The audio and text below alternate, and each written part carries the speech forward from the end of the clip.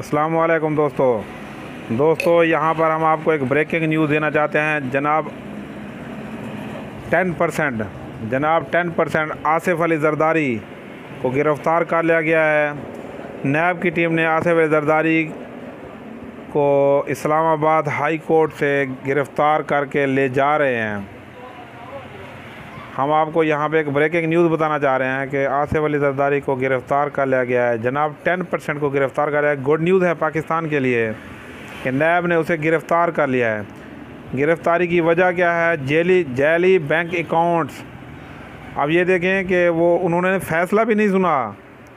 फिर उन्हें देखें इनकी कि उन्होंने फ़ैसला भी नहीं सुना और फ़ैसला सुनने से पहले ही वो हाई कोर्ट को छोड़कर इस्लामाबाद हाई कोर्ट को छोड़कर बाहर आ गए, अदालत से बाहर आ गए। और जैसे ही वो बाहर निकले नैब ने उन्हें गिरफ़्तार कर लिया। दोस्तों हम आपको यहाँ पे ब्रेकिंग न्यूज़ दे रहे हैं कि जनाब आसिफ अली ज़रदारी को गिरफ़्तार कर लिया गया। ये गुड न्यूज़ है पाकिस्तान के लिए, पाकिस्तानी अवाम के लिए ये गुड न्यूज़ है। Good for luck Imran Khan जिंदाबाद।